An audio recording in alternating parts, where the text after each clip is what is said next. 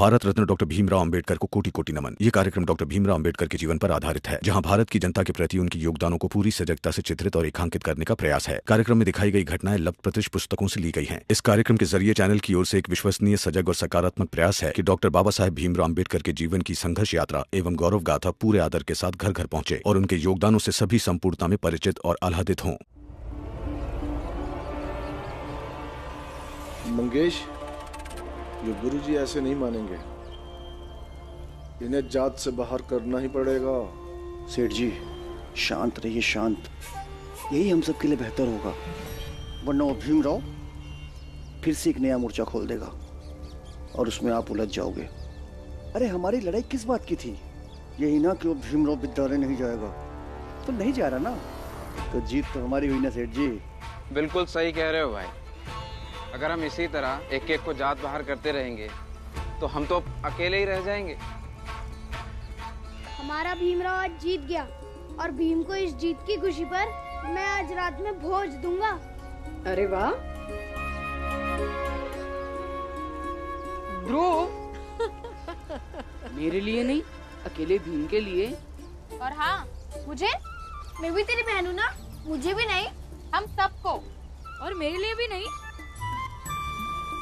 अरे ज्यादा लोगों को खाना मुझसे नहीं बनता है ना, सिर्फ भीम के लिए ही भोज है आज। लो भीम।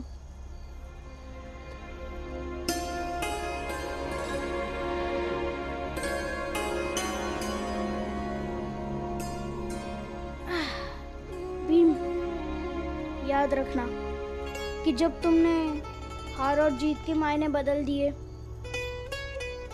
तो तुम्हारे इस गरीब दोस्त ने तुम्हें भोज दिया था। ध्रुव, जिसका दोस्त सबको भोज खिलाता है वो गरीब थोड़ा नहीं हो सकता। ठीक है, चल अब खाना खाओ। अरे यार, अब कल से मैं क्या खाऊंगा? जितने पैसे थे सब खत्म हो गए और बाजा वाला कहता है कि बाजे का काम मौसम के हिसाब से होता है। लगता है कि अब कुछ और धंधा शुरू करना पड़ेगा। हाँ तो ध्रुव, कोई और धंधा सोच लो। अरे लेकिन कुछ भी करने से पहले पैसे चाहिए होंगे ना, और पैसे तो है नहीं। पहले तो बाबा के यहाँ से चोरी भी करके लाता था, मगर जब से तुम्हारा दोस्त बनाऊं तो चोरी वोरी सब छोड़नी पड़ेगी। अरे ध्रुव, वैसे भी चोरी करनी तो बुरी बात है। चलो मेरे बाबा के पास चलते हैं, शायद उनके पास कुछ पैसे हो। नहीं, मैं अपने आप से ही कुछ करूँगा। अच्छा छोड़, ये बता कि खाना कैसा बना है? मैंने पहली बार बनाया है। झूठ नहीं बोलूँगा, बना तो बहुत खराब है, लेकिन दोस्ती का स्वाद जरूर है, इसलिए इससे अच्छा खाना इस तारीख में तो कभी बन ही नहीं सकता। ठीक है, अब खाओ। ये ले, ठेचा ले।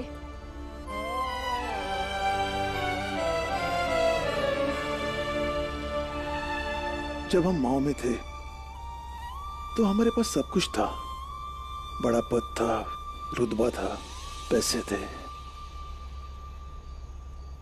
लेकिन इस बात के लिए सालों साल तरसते रहे कि कोई दूसरे जाति का आदमी हमें अपना समझे।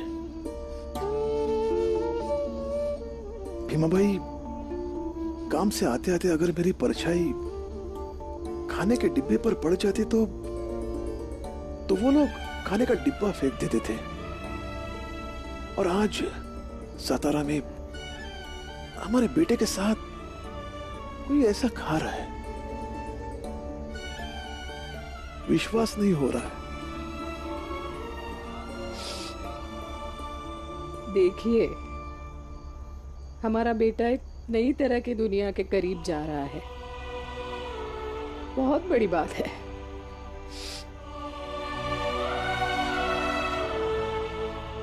भीमा भाई, भीम के पढ़ाई के साथ साथ ध्रुव के रोजगार का भी कुछ देखना पड़ेगा।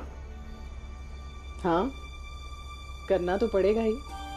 जिम्मेदारियों से कंधे मजबूत हो जाते हैं और पिता के मजबूत कंधे बच्चों के लिए अक्सर प्रेरक होते हैं।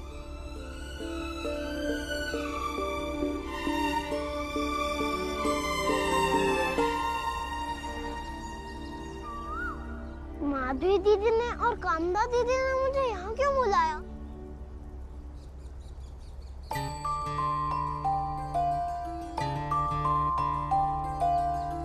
वो देखो भीमराव वहीं बैठा है।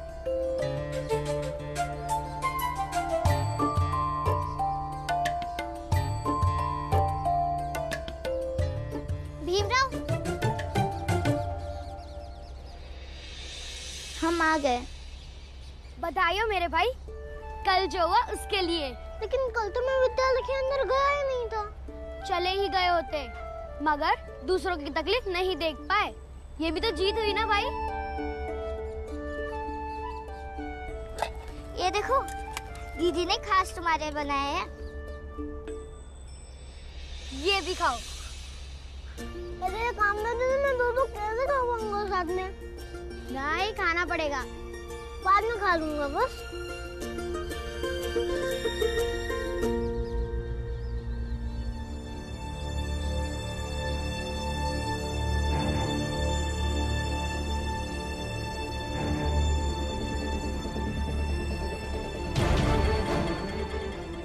माजी दीदी, कामना दीदी, जल्दी आओ, सेठ जी आ रहे हैं, जल्दी।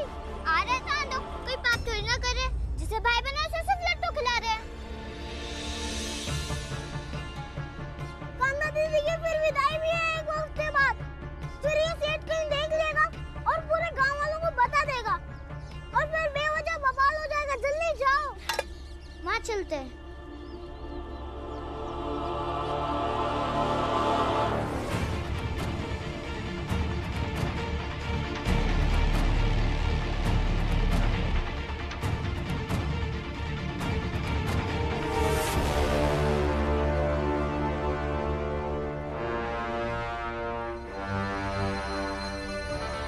ओहो, यहाँ बैठ के लड्डू खाए जा रहे हैं। आपको भी खाना है तो खाओ। विद्यालय तो जा नहीं सका और यहाँ बैठ के हार का जश्न मना रहा है।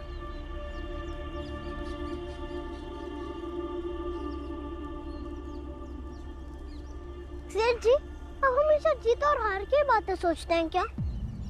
चल ठीक है, नहीं सोचता। देखो भीमराव, ये जो तू हक और न्याय का झंडा लेके घूम रहा है ना, ये मत कर। इससे क्या है ना कि गांव का माहौल खराब हो रहा है। हाँ, अगर इसके बदले में तू चाहे तो मैं तुझे कुछ पैसे दे सकता हूँ। दूं क्या? अरे वाह, मुझे अकेले देखने लगे तो सौदा देने लगे। अब तो पक्के साहूकार हैं। चल सौदा ही सही, लेकिन घाटे का सौदा नहीं है। हाँ। और यहाँ मेरे और तुम्हारे अलावा कोई नहीं है, किसी को पता नहीं चलेगा। सेठ जी, यहाँ हम दोनों के अलावा और दो जन हैं।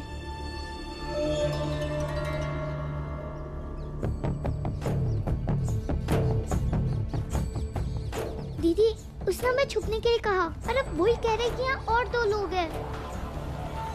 नहीं, यहाँ कोई भी नहीं है।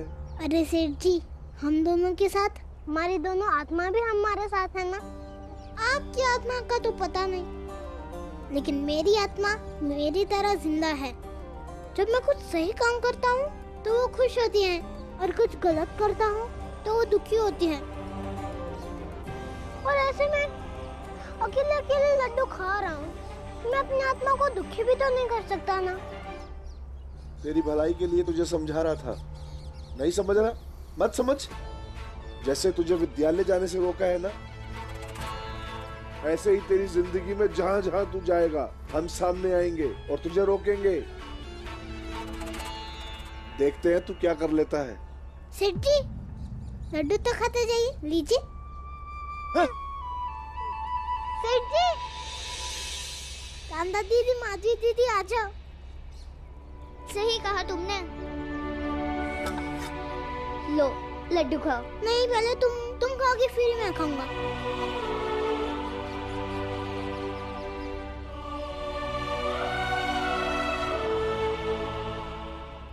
भीम, कहाँ है तू? हाँ, क्या हुआ क्या हुआ? भीम कहाँ है? अरे उसकी दोनों मुंह बोली बहनों ने बुलाया था, उन्हीं से मिलने गया, आता ही होगा। अरे भैया, इस पिटारे में क्या है, जरा खोलो तो। भीम को आने दो, वही खोलेगा। मैं आ गया बाबा। आजा आजा आजा। आ जल्दी आ। अरे अब आ गया है तो खड़ा क्या है, देख तो सही इसमें क्या है। भीम बेटा, पेटी खोल।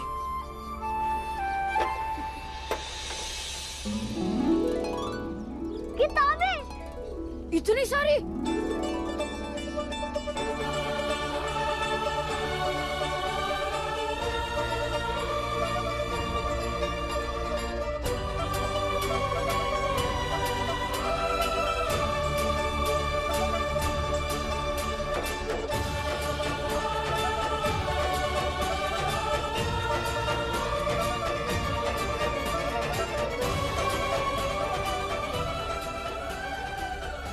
बाबा, ये किस कक्षा की किताब है?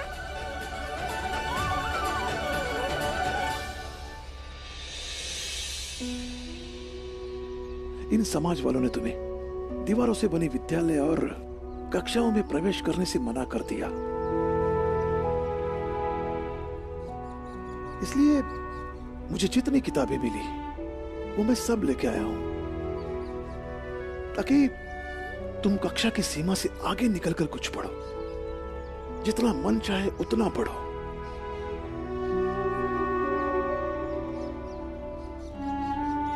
क्या है ना बेटा, जब चुनौतियां बढ़ जाती है तो इंसान को अपना दायरा बड़ा करना चाहिए।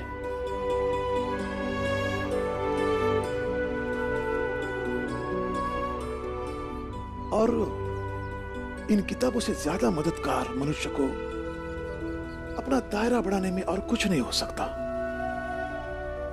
समझ आया?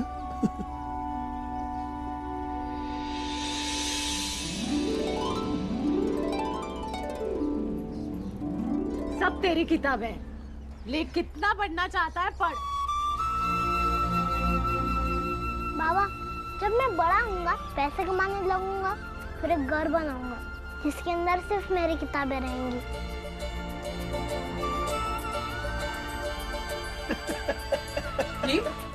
किताबों का भी कहीं घर होता है?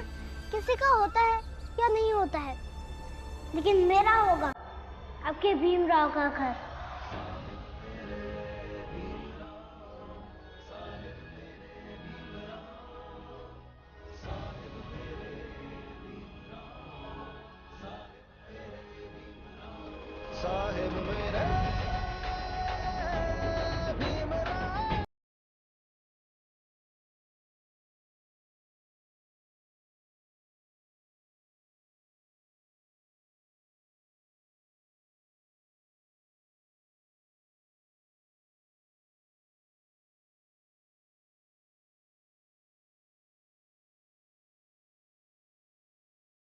भीमा भाई, एक काम करते हैं, भीम के जिंदगी का पहला पुस्तकालय अपने घर के किसी हिस्से में करते हैं और हम सब दो दो किताबें उठाकर उस पुस्तकालय में रखते हैं।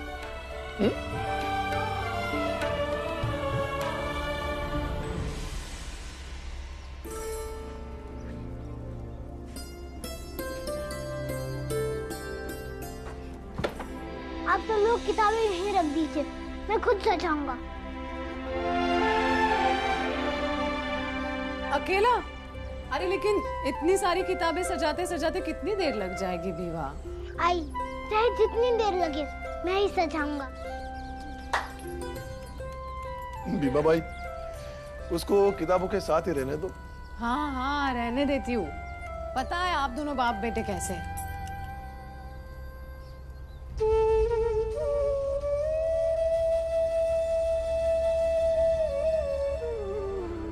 ध्रुव बेटा,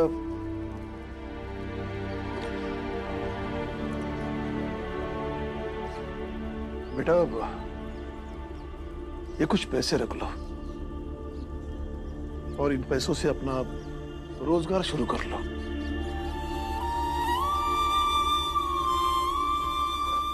भीम, क्या तुमने काका को रात वाली बात बता दी? नहीं तो। देखो, हमें माफ कर दो। तुम दोनों जब बात कर रहे थे तो मैंने और तुम्हारे काका ने सुन लिया था।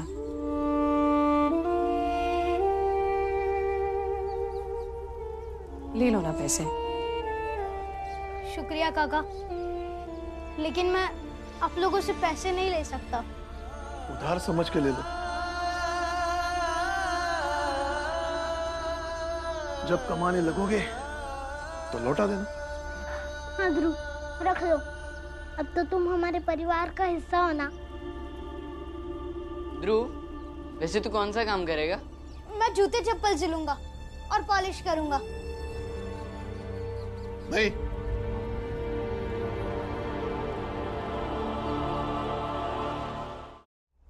नहीं, तुम ये काम मत करना, कोई और काम सोचो। मगर क्यों काका? वो इसलिए क्योंकि तुम्हारे ये काम पर गांव वाले फिर से कई सवाल खड़े कर देंगे,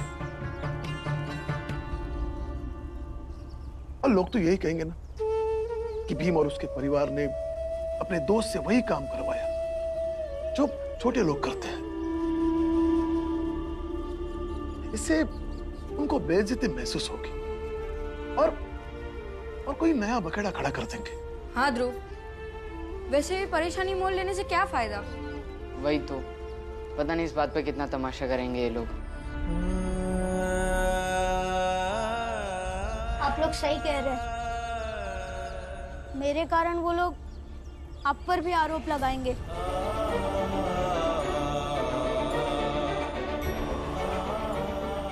लेकिन मैं इसी जूते चप्पल को सिलने का काम करूंगा,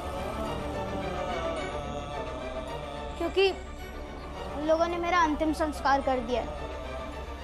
और ये नया प्राणी अब ध्रुव सकपाल है, जो अपनी मर्जी से जिएगा, उनके बनाए नियम की धज्जियां उड़ाते हुए। लेकिन ये सब काम मैं यहाँ रहकर नहीं करूंगा, बल्कि अपनी झोपड़ी को आपके घर से कहीं दूर ले जाके लगाऊंगा। अंग्रेजी अफसर ने बात तो सही कही थी। अगर हम अपने जात के लोगों को जात बाहर करेंगे तो हम कमजोर पड़ जाएंगे।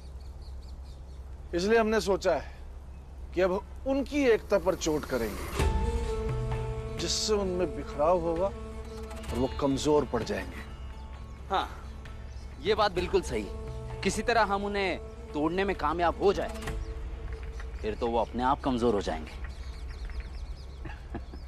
सेठ जी, हमने एक ऐसे आदमी को बुलाया है जो है तो उसके जात का, पर काम करेगा हमारे लिए। देखो ध्रुव, तुम हमें अपना मानो या ना मानो, लेकिन इसका मतलब ये तो नहीं है कि तुम हमें छोड़ने की बात करोगे। तुम नहीं थे तब भी परेशानियां थी, और या तो तुम रहो या ना रहो, परेशानियां होंगी। इसलिए सोच लो कि तुम्हें यहाँ रहना है कि कुटिया उखाड़ कर कहीं और जाना है।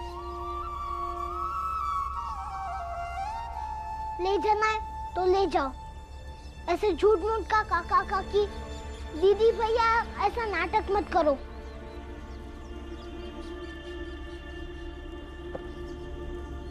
माफ कर देना भीम, क्यों इतना गुस्सा होता है?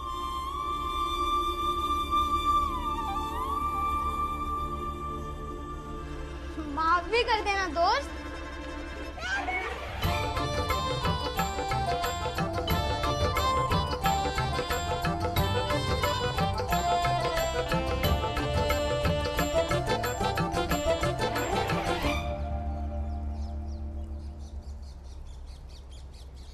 रुक रुक, वही रुक।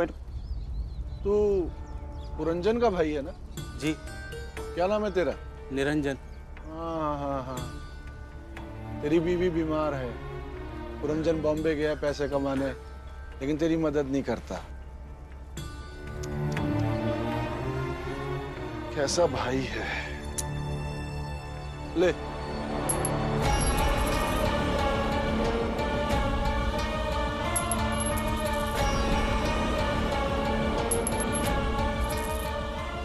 उठा ले और अपनी बीवी का इलाज करा लेना। अरे रख ले, मुफ्त में नहीं दे रहे हैं, इसके बदले तू हमारे लिए काम करेगा।